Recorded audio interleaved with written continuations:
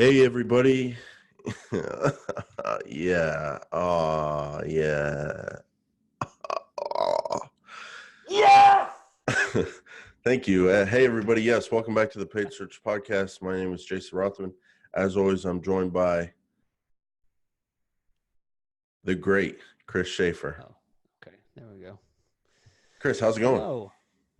Welcome to the show, everyone. Happy whatever day it is you're watching. My name is Chris Schaefer, and I am here to yell at Jason and reflect your anger towards him. Please send all of your comments on our YouTube channel, on our Twitter, so that I can help channel that anger towards him. That's what I'm here for.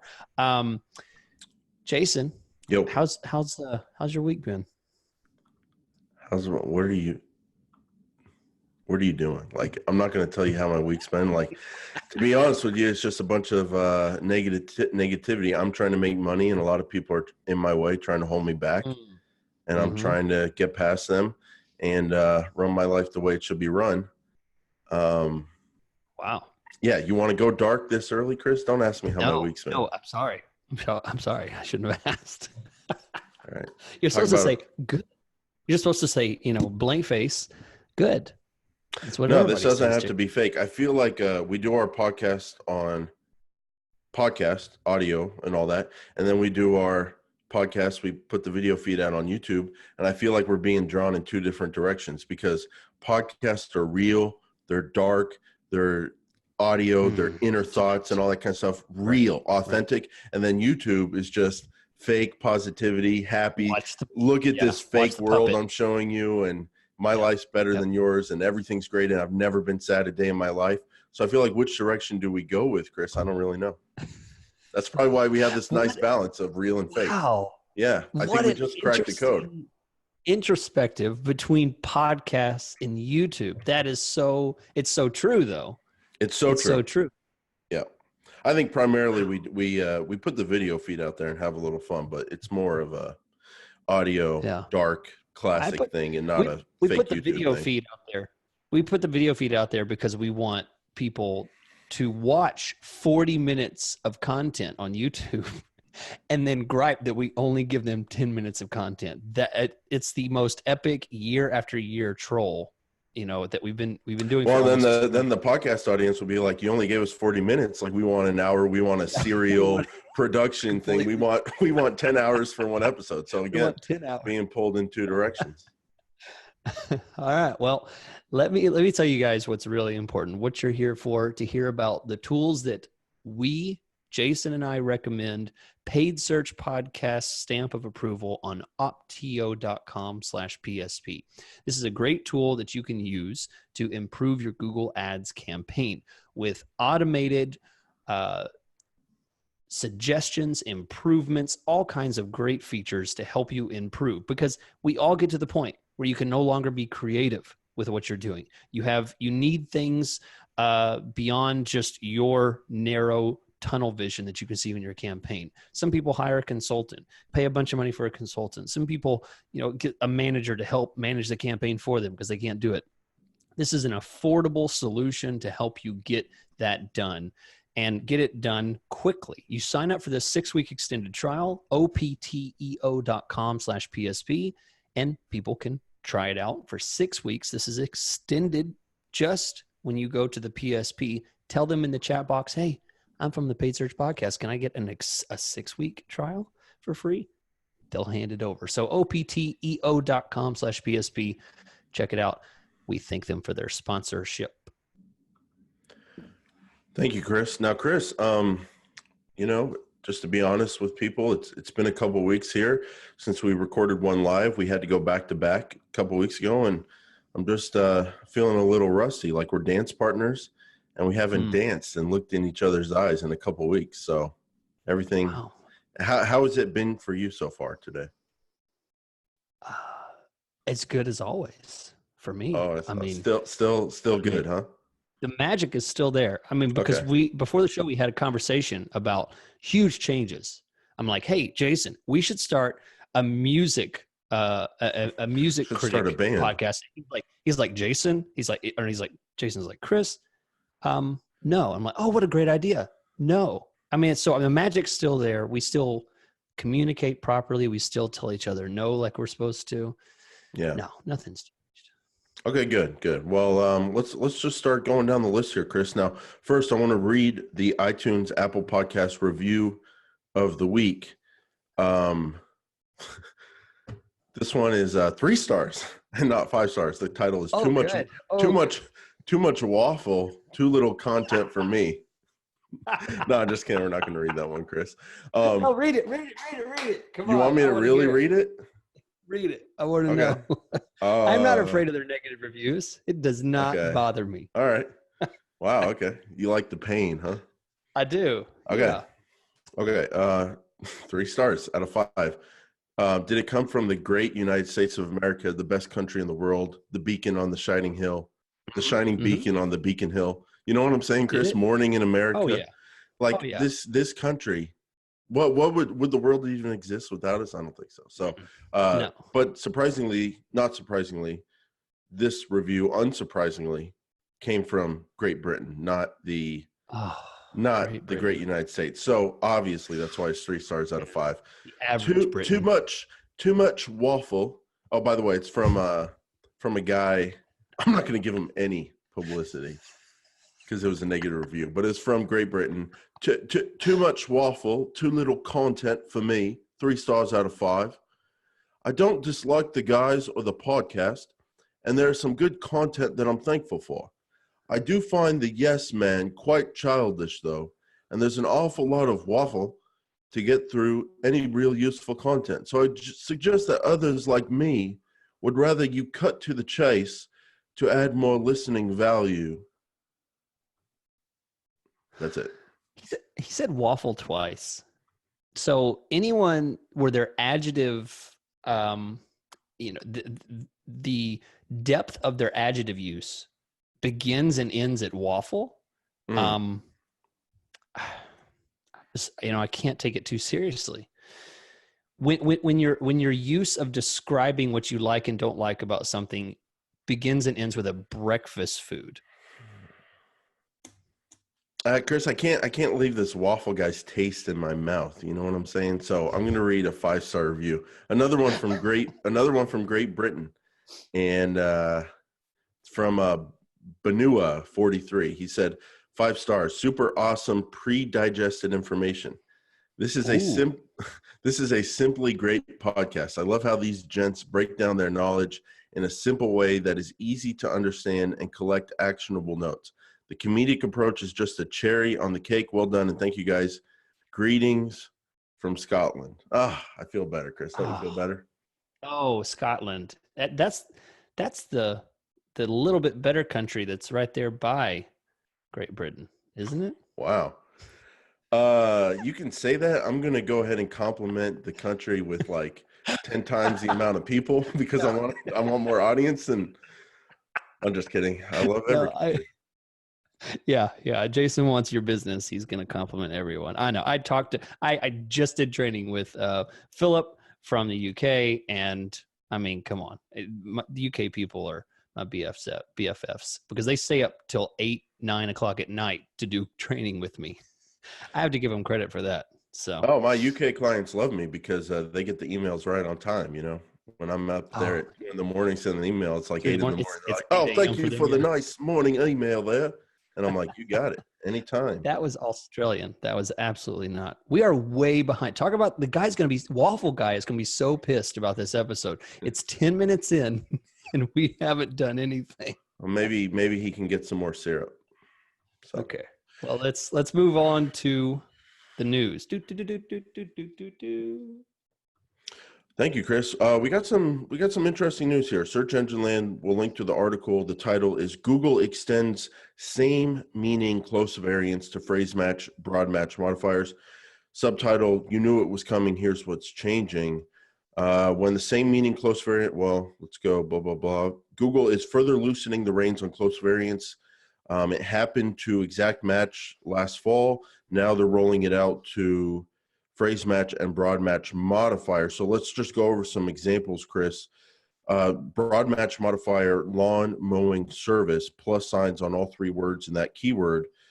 Before the update, you could show up on, again, this is lawn mowing service, all modifiers on all parts of that keyword, all 3 words. You could show up on services to mow my lawn, lawn mowing and edging service. Now you could show up on grass cutting and gardening services, even though services is in there, but mowing and lawn is not in that search term. And even though you have plus signs on lawn and mowing and services, you could still show up on grass cutting, which I guess is close to lawn mowing, but gardening could be way different than lawn mowing. Rates for services that cut your grass. Another one, phrase match lawn mowing service. You used to be able to show up, or you used to only show up when that phrase was involved. So lawn mowing service prices or seasonal lawn mowing service rates. Now, after the same meaning update, you're going to show up on, again, this is lawn mowing service phrase. You're going to show up on grass cutting service near me. That's versus lawn mowing service phrase. And then lawn mowing service phrase, you can now show up on local lawn cutting services. So Chris, this is a change. We're going to have some commentary and analysis in our Patreon after show. And people can go to the website, Paid Search Podcast, and find out how to sign up for that. It's very cheap, $2 a month. But we're going to save the commentary for that. But that is that's the straight news in terms of the news section. Did I nail that, Chris? Did I get that right? Is that how you understood the update? Yeah. It's interesting stuff. Got some stuff to share. We'll do that in a little bit. But let's go. Let's go with the question of the day, Jason. Who is the yes man that Waffle was referring to? Oh, man, this guy really, Chris, I thought you could deal with it's not even a negative review. It's above average. It's a 3 out of 5, but it's really up your craw, huh? I'm intrigued. Who is the yes man? Waffle, please write in and let us know. Because I'm sure he's still subscribed. 3-star. I always stay subscribed. So the question of the day is keyword contextual targeting in the display network. We've been talking about display. We've been harping on it and hopefully opening up some of your horizons to display. I mean, it's not something that Jason and I use a lot. We've been upfront and honest about that when it comes to lead generation. But let's see how honest are you going to be. I was thinking about it before the show. Are you a display network expert? Oh, like you are a Google Ads expert? Because I would say I'm a display network participant, a display network user, an experienced display network user, but I don't feel like I have I can't claim being an expert user like I can with Google Ads search. And yes, I run remarketing ads for clients and look at their placements and all that kind of stuff. But in terms of like the built up experience of years of hundreds of campaigns and clients and accounts all over the world, different industries, all that experience and feedback and information I get from search, and then all the stuff that comes up and the hurdles you have to overcome, that's how I've become a search expert. I would not call myself a display expert to that level. To qualify it, I would say if I'm a 9 out of 10 on Google search. No, that's BS, dude. That's humble. Then I would say fake. No, that's fake humility. You're a 10 out of 10. No, okay, fine, whatever. I'm a 10. If I'm a 10 out of 10 on Google search, 9 out of 10 is your looks.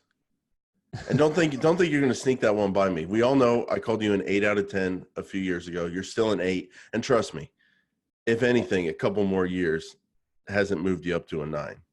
Okay, so don't be worried about that. People can go back and look at the old YouTube videos. They say the human male peaks in his mid 30s, not his late 30s. Yeah. And I think I could get some confirmation by looking at old Paid Search podcast videos. Oh boy. Wow. Well, okay, so back to display. You, however, have improved. I've gone back and looked at some old ones.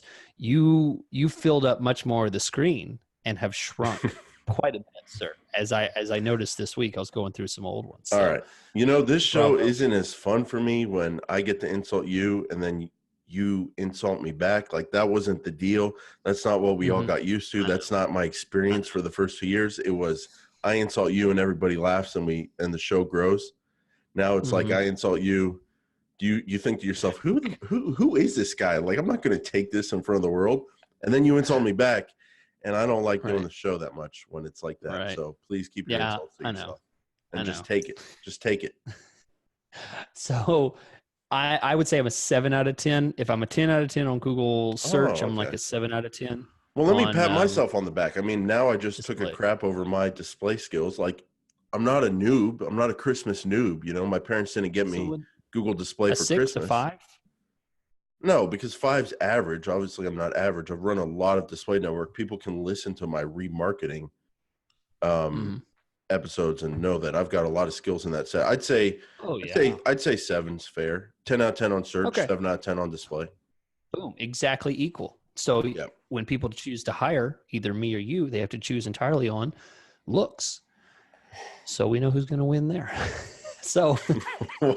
So he does buy his own buys what he's selling. have you read my Okay. Twitter profile lately? Have you read my No. Twitter? My Twitter No. profile What'd you literally say? says the top line's like, "I'm the eye candy from Paid Search Podcast." Wow. Mm-hmm. Oh Okay. man, we got to figure out something if we start doing this show well into your 40s and we lose that eye candy aspect. Yeah. Yeah, that's true. Well, That's just true. like we've talked about in the past, we're going to have to outsource this show to a certain demographic, and we can just give Yeah. them notes, what to say, transcripts, Yeah. grow the And channel. they just pull in the views, Yep. millions. Go straight to YouTube. All right. So what were we talking about? So We're talking about Jason, take it display, from, Chris.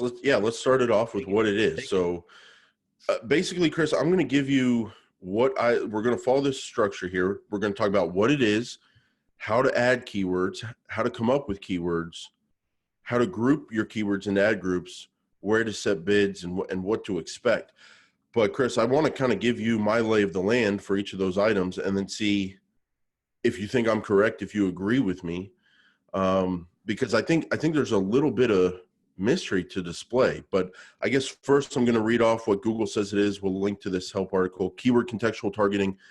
Contextual targeting is used to match keyword targeted ads, also referred to as automatic placements, to sites within the Google Display Network. This form is targeting better suits advertisers focused on performance and cost-efficient conversions. Bold claim. Since ads will provide useful information to readers and attract an audience with an established interest in your message. So what I think keyword contextual targeting is, Chris, is you create a display campaign, you create an ad group, you go into the keywords area of Google Ads in a display campaign, and you add a bunch of keywords. And the way I think about it is you tell Google what kind of websites and pages you want to show up on, your ads to show up on, based on your keywords. So if you're selling an HR software, human resources software, I would have keywords like human resources software, stuff like that. And then I would expect to show up on websites about human resources, the human resource industry, human resource softwares. Is that how you think of keyword contextual? Yeah. Yeah. I mean, to lay a bit of a differentiation between what we were talking about before in a couple episodes back, topics are predefined contextual targeting. It's the exact same as keywords, except topics are designed by Google with main categories and subcategories. You can choose those. And then, I mean, there's tons and tons of categories. Keywords are exactly the same thing as topics, except you create your own topics. And Jason, I'm going to play a little bit. I don't want people to go away from this podcast thinking that this is magical, that they can hear what Google said in the article and think it's exactly that. There's a lot of questions that should be asked. The very first thing is, here's the biggest issue I have with display. In search, I can look at the intent. I can look at the click-through rate. I mean, there's so many factors. I can look at the click-through rate. I can look at the bounce rate. I can look at the conversions, and then, and then to the most detail, I look at the search term, and I can see why was this chosen, and how did the person react, and did they convert? There are so many touch points of success. This is why we love search for lead generation, sales, stuff like that. It's qualified traffic many times, how they interact before the click, how they act during the click, after the click, and then the conversion. how do you qualify this in display? I mean, Yeah. how do you know why this page was chosen? Because you put Well, a it's keyword in simple, Chris. and It's it goes into simple. the black You put you box. put you put a keyword in, and I'll answer that. It's very simple. But first, I just want to. There's one way someone could get really tripped up with this, Chris. So let's just quickly knock out how to add them.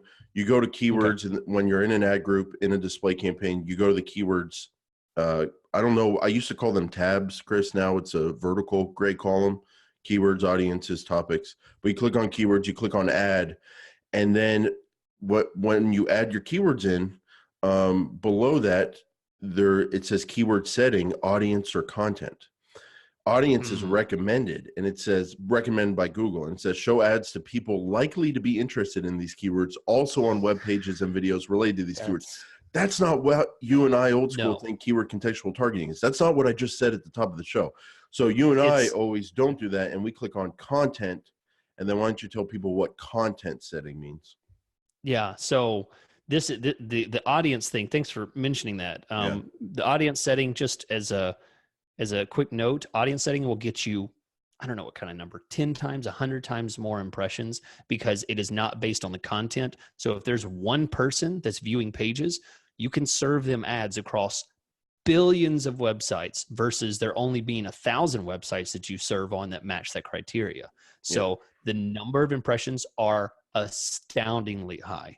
Whereas if you have contextual targeting, which is you would change the little radio button to contextual targeting, The now it's going to content. choose on the content of the website. Yeah. What is the website about? The And Google bot that reads it. What are the SEO tags? What's the industry? What's the general genre of that website? the website, the app, the video they're saying you can show up on. Would you say this is fair to say, Chris? This is fair paid search podcast endorsed advice from both of us. I would say, sure, if you want to flip the radio button from content to audience on keywords and try it and see how your results go, fine, try it. But I think generally you and I would advise use keyword targeting as content to target the content. And then if you want to do audience in market or affinity, the stuff we talked about the last couple of weeks. Right. Here's that's a good point because we're getting off a little bit into audience and because this is not contextual. If you change that radio button to audience, you're no Yeah. longer doing contextual. So if You are you want to now do using audience, just go audience. do audience. Well, here's what I don't like about the keyword audience. What happens is when you create a custom audience Mm-hmm. using the audience feature, it takes a combination of all of those words, all those keywords, URLs, topics, categories, everything that you puts it into a category, sandwiches it all in, and then matches all those categories to a page. Does this match that category? And there's tons and tons of categories and genres that it could match to.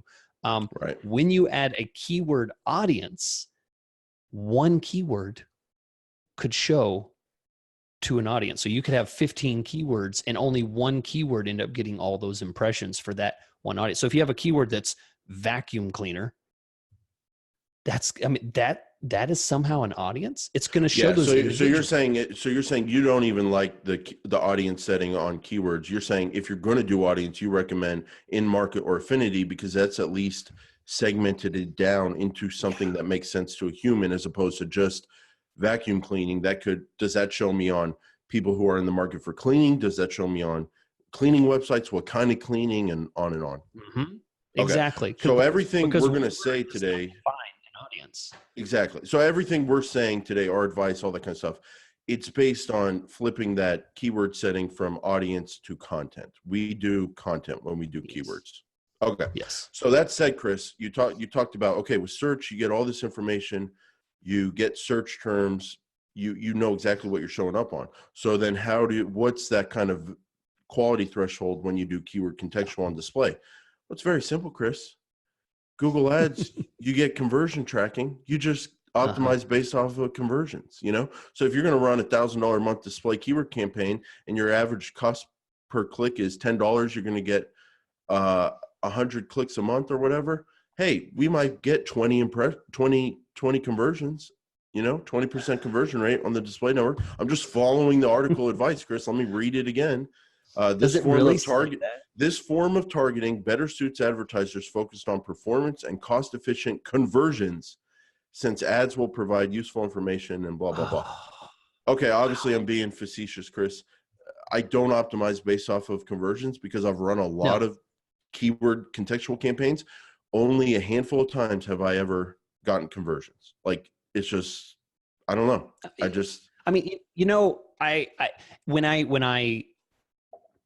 I have two girls. One's 7, one's 2. When I want some Okay, you're a 9 out of 10 now. You just got hotter to our audience. That's hot. You're going to give your looks at this age in your late 30s, but then you're going to throw on top of it that you're a dad. That's why he's put on a little. That's why it's a little grayer. You know what I'm saying? That's why there's a few more wrinkles. Like, oh, it's because he's a dad. Whoa, hot. I'm just messing with you, Chris. So if I want, hold on. By the way, just to show our audience what we talk about after the show, how many times have I asked about your daughters when we've been talking personally over the last 3 years? Mm-hmm. Zero. But I care, Chris. I care. It's not just about money with us. It's not just about money. I ask about your dogs because I just want to laugh that you actually tell me how they're doing. So I understand. Wow. Okay. So all this stuff is jokes, Chris. Do you really? I don't know. I'm just joking, and then you're coming with this dark stuff. I don't know. We're gonna have to meet in person. But you never know what I'm like because we've never met in person. You've always dealt with the screen personality. I've never stood next to you in my life and told you, Jason, secretly, I hate you. You'll never know if that's a joke or not. Until you come down here or you let me come up. I mean, literally, it's like a 4-hour drive and you won't let me do it. Okay.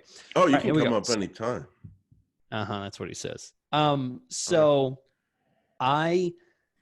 When I want to be thoroughly entertained by, something, I give my daughters ice cream and watch them just bounce off the walls, run around, go crazy, turn some music on. It's always fun.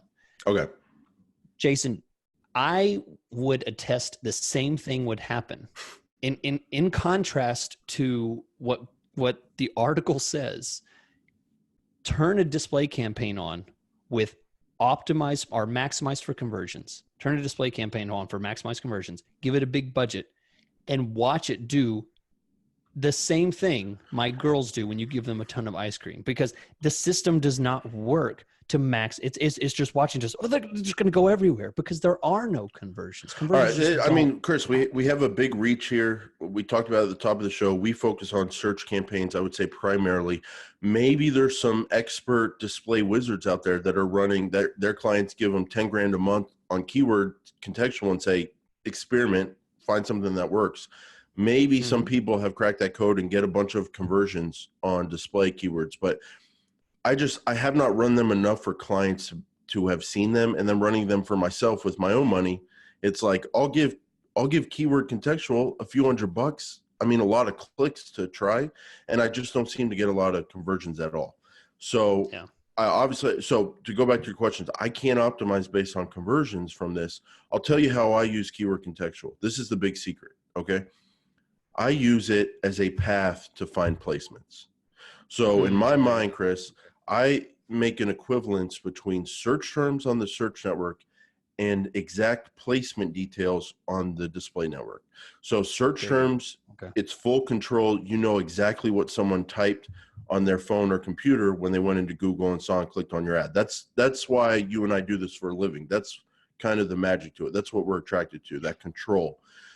On the display network, again, when we say display, by the way, this is all outside of retargeting. Retargeting has its own purpose. But on pure display, Chris, my whole point when I'm doing pure display, usually, especially for myself, keywords, all that kind of stuff, is to find awesome placement ideas and to target them individually. And then I kind of target a placement just like I would target a keyword in a search term. Like, show me on this exact website, this exact page on the website. I know who would be on this page. So if I want to get in front of movers who want to learn about advertising, somewhere out there, there's an article about how movers can advertise their business and get more leads. If I can find that exact link and target it to me, that's like targeting a keyword because I know the exact person who would be reading that page. So I've only done this a couple times, but I have run keywords on display, found freaking awesome, super relevant websites that people created that match this exact problem that people are having. And then we targeted those as placements. So I use it as a path to placements. That's my strategy. Okay. Laying it all out there. I like that. I think that's great. I think the using this system as a path, and we'll be talking about placements in the next. I think it's next week or two. We'll be talking about placements. So that'll be a great topic to discuss. That. What I want to know is, how do you come up with the keywords, and how do you group them? I mean, because well, I'll save my critique until we get to the next question. But how do you come up with these keywords? I mean, what's your basis? Because when I choose search keywords, there's a certain logic to it. How do you say, and let's choose an industry. Let's say we're selling LED lights, right? Residential, commercial, whatever. I mean, let's do insurance because I have an insurance example pulled up. Oh, of course, too easy. All right. Okay, no. You're right. Challenge. Think outside the box. Listen to the guy who's a 9 out of 10. Or an 8 out of 10, 9 out of 10. If you know he's a dad before you know he's a dad, he's an 8 out of 10. Chris, so let me go to keywords here and so how do you add keywords? Number one, you click the plus sign, then you click add display keywords. And then there's two things I do, Chris. So if you go off again, I told you were going to have a little reaction to this help article. They say generate keywords. Each ad group should typically have between 5 and 50 keywords. Avoid repeating keywords in the same ad group. And use keywords that are tightly related to the ad group theme. Use the keyword tool to help you build your keyword list.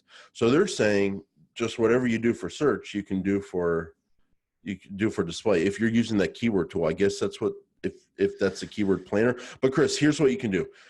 One, I just come up with stuff that I would want to show up on, that I think would be good keywords, I should say. So if I'm selling LED light bulbs, I would put in, number one, I would make themes. Okay, Chris. So I would make themed ad groups. So if it was just LED light bulbs, I would name the ad group LED light bulbs. And then all the keywords in there would be LED light bulbs. So how do you generate that?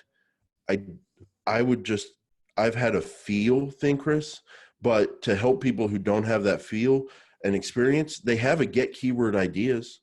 If you don't know your industry inside and out, I think one thing you can do is look at what search keywords you're targeting. They're still keywords. So that can give you a starting place. So a lot of times when I make display keyword campaigns, I'm just using the ad groups and the keywords from my search. I think there's nothing wrong with starting with that. That's fine. That's a good starting point. But what else you can do if you need more idea generation is you can put in your website. Once you click add keywords, they give you this box that says get keyword ideas. And then again, this is inside a campaign where you're adding display keywords. Punch in your website and then punch in your product or service. And basically you're telling Google hey, this is my website. Hey, this is what I sell or do. And they're going to give you back some ideas. So I did that, Chris. It's a little bit similar to our old big red keyword button, but I found an LED light bulb website. I punched it in there and Google gave me some ideas. So LED lighting, LED illumination, LED lighting fixtures, industrial LED lighting. So that's what I would do, Chris, is I would look at that list and I would make themes. So you got to start with ad group themes and then you fill them in with keywords. So if I'm looking at these ideas they gave me, LED lighting, that would kind of be like the light bulb theme. LED lighting would be a keyword, LED light bulbs online, LED light bulbs for sale. I'd use keywords like that. Then there's another idea, LED lighting fixtures. I would have some kind of fixtures ad group. And then there was an industrial LED lighting. So I would name an ad group called industrial or commercial and have keywords like commercial LED lighting for business.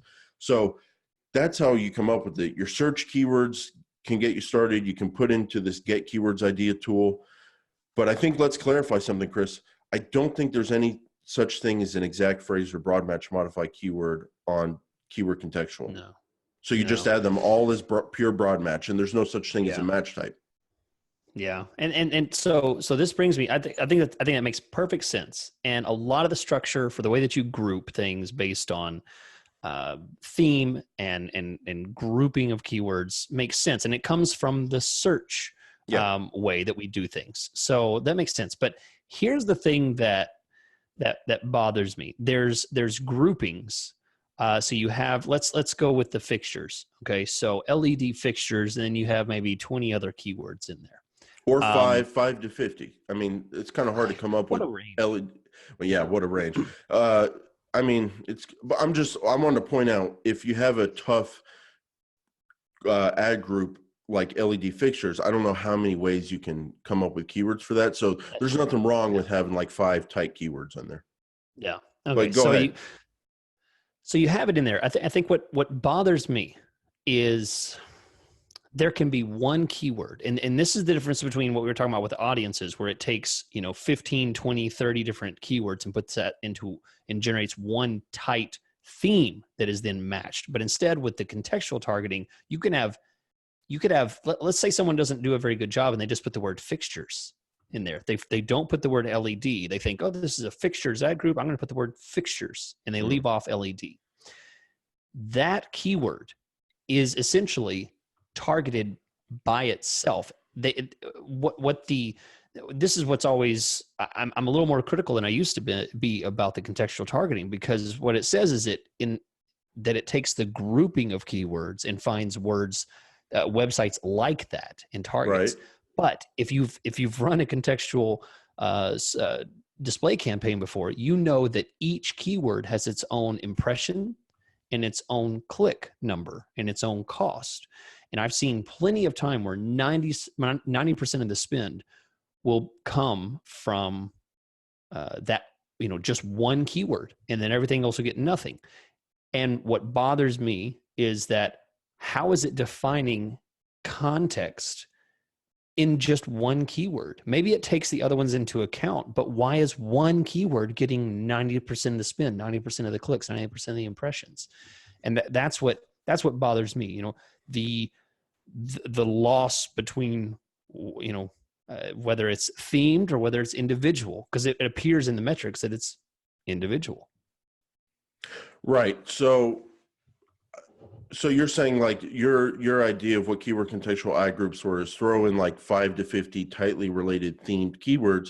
Google will target content based on those keywords mixed together, what they think you're trying to tell them.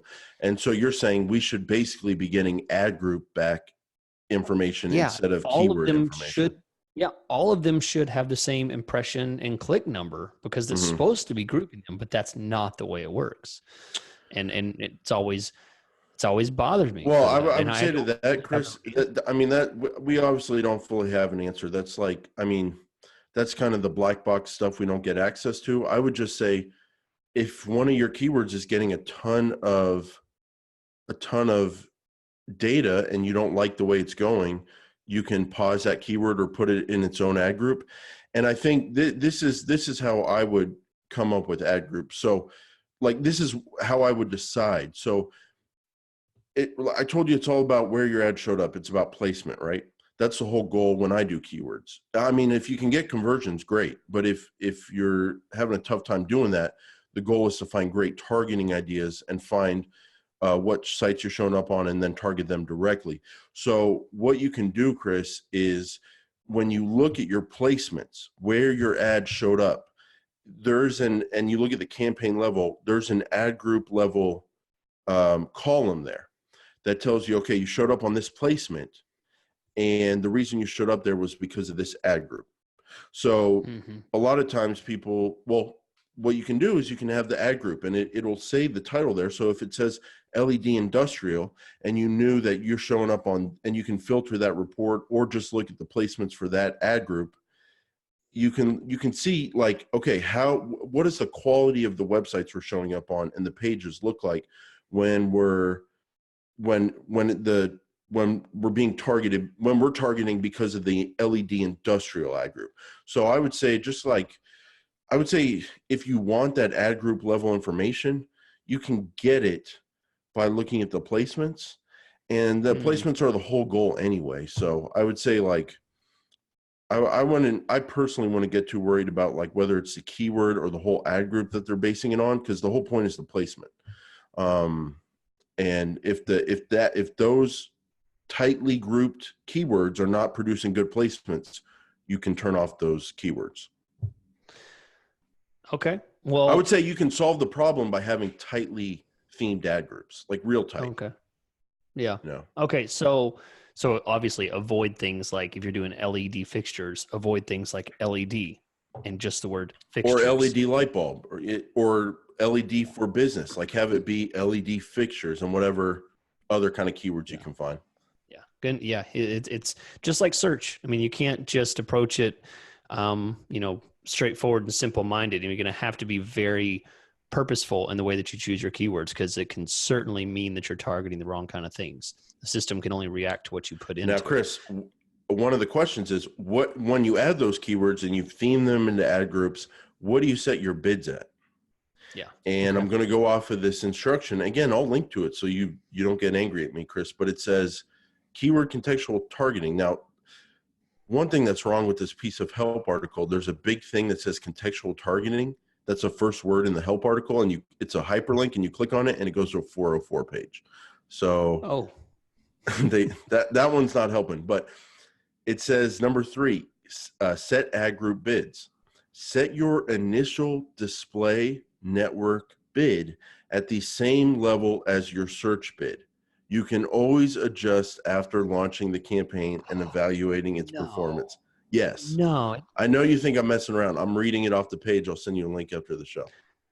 Oh, okay. So in other words, without lingo speak there, it's saying if I set my if I set my search bid ad group at $2, I should put my display contextual keyword targeting ad group at $2 as well. Or if you're running HVAC and you're bidding $30, set your $30. keyword display contextual ad group at $30. That's what it says. Oh, I think yeah, in that needs to be rewritten. practice, you and I don't do that. I think here's a good piece of advice, Chris. Maybe start off with a quarter, 25% of what your search bids are. That's usually where I start.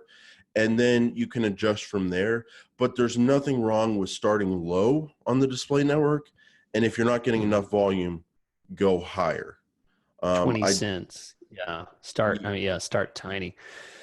I mean, Yep. I usually start tiny, and then, if something's getting a lot of impressions, then Mm-hmm. okay, that's a good start place for that one. The ones that aren't getting impressions, then I'll bump that up until I can start getting some impressions. I definitely have been, there's been plenty of times that I have a contextual keyword campaign set at $2, $3, because it's a very specific campaign and there's not a whole lot of impressions and I really need to push it hard. So I'm not saying that you should always bid low, but certainly don't start there. All right, so last thing here, what once you do all this, what can we expect out of this? I think you mentioned the placement, the goal being find some great killer placements, and we'll talk about that in Yep. a couple of weeks. But what else can we expect? Okay, Chris. So I think there's a couple things you got to look for. Number one, just monitor that cost per click. I mean, I guess you can try automatic bids with a cap, but then you still need to know what your cap is. So, like we said, a quarter of your search bids, a good place to start, and feel free to go way lower. You can always raise, but I think we really need to hammer home to people like there's a lot of impressions out there on the display network, so start low. So, what can you expect? If you're bidding high enough, you can usually expect a lot of impressions and clicks after a couple days once the system starts running fully. So pay attention to your volume. Pay attention. There's a column that you can add at the ad group level called like display impression share lost due to ad rank. So if that number's high, that means you're missing out on a lot of display impression share because your bids are too low, basically. So use that to guide your bidding. And if you're not getting enough impressions, add that column in and see if there's room to raise your bid. So focus on your bids, but then focus on your placements. So you click over to placements, you go, where did I show up? And you can look at it at the ad group level when you're clicked into different ad groups, or you can look at it at the campaign level with an ad group column and see the ad group column at the same time as the placements. Now, here's a secret, Chris, that a lot of people don't know. They give you the placements, which are usually the video or the website. So they give you that top level website domain. But then how do you know if that's actually a good page to show up on? You can click on the website under where your ad showed, and then you can click on it, highlight it, and then click on view details in the blue bar that shows up. View details, Yes. that'll show you the placement, quote unquote, detail, the actual hyperlink that Yeah. your ad showed up on. So let me give you an example, Chris. I was running ads like law firm marketing, attorney marketing, because I want to get in front of lawyers who want to advertise. So I thought, okay, I'll run keyword contextual, keywords like law firm marketing, and see what I show up on. So I showed up on a website that was law firm related. I don't want to give it away, but it's law firm related. And the article, I could tell from the hyperlink, ends up being about Tiffany Trump not being a typical law student. So is that a good thing to show up on? An article about the president's daughter being in law school? Not really. Possibly. Now this Really? website, yeah, possibly, because this website is specifically an audience for lawyers, I believe. So Oh, the whole thing could have worked in the sense that, hey, I only want to show up to lawyers. Now I found a website that lawyers go to, and I'm going to have to make a question for myself. Like, okay, not every website and by far not every page and by far not every page on this website is about law firm marketing. The majority of them are just content lawyers might be related in, different case results, different topics in the legal industry. Do I want to use my marketing budget to show up there in front of a bunch of lawyers with maybe 10% of them are interested in marketing services? That's a judgment call. But now what you could do, Chris, and we'll talk about this on the placements episode, now that I know this kind of website exists and they run Google ads on their site, I could search their site for marketing articles, and then I could come up with a list of hyperlinks that I want to show up on as specific placements on this website. So that's the thought process. That's how I'm kind of investigating. It's a lot of work, Chris. It's a lot of like coming up with theories and trying to dig down and trying to crack the code and find that gem. But that's what I would do in this case. I put in a keyword like law firm marketing. I'm showing up on all kinds of websites. A lot of them I really don't like. But I did find one law firm related website. But is it just good enough to show up on that website when not every article is about marketing by far? Probably not. But now I can go to that domain because I know they run Google ads. In their search bar, type in marketing, type in advertising, come up with a list of 20 articles about advertising on that website and add those as specific placements. That's what I would do. That's what I do. Do you think that's a valid strategy? yeah, I think so. Okay. I think that's a good way of having a goal to further your targeting in the display network. You know, most of the time the goal is just get clicks and impressions and hope and cross your fingers for a conversion. But I think that's an admirable goal to look at to get something more than just grinding to see if you can get a ton of clicks at a cheap rate. So Now, Chris, yeah, the other side of the argument is, hey, no, use the display network what it's for. High volume, low cost per click. That's how you and I always think of it, and get conversions at a regular cost per conversion. But yes, it's not a perfect system. You could show up on a bunch of sites that don't really look great to you. So I guess what the official line of thinking would be, okay, when you see those sites come in, add them as negative placements. So you block your ads from showing up there. Manage your bids. So even though you're getting a ton of clicks, the conversion rate's going to be lower than a search campaign. So just lower your bids to account for that and get conversions. Nothing wrong with that. It's just, that's hard to do. You know what I'm saying? Yeah. Yeah, definitely way more complex because of the black box mystery area that we alluded to before. So yeah, I mean, it's difficult. Want to say thanks to optio.com/PSP for being a sponsor of the show. You guys can help us out by going to check them out. 6-week extended trial. Try it for free, and you can see what we talk about every week about the cool tools, the cool features, the email alerts, the reminders about, hey, there's an improvement here. And this isn't just duplicating what the recommendations in Google Ads is. This is their own system. This is recommendations that go beyond the Google Ads. So you can double up on your creativity thoughts. opteo.com/PSP. Jason, we're going to jump into the Patreon show, and we're going to give some detailed commentary. That's how I say it. That's how cool people say it. Commentary. I'm from Texas, so I say it commentary because we're proper folk. And we're going to talk about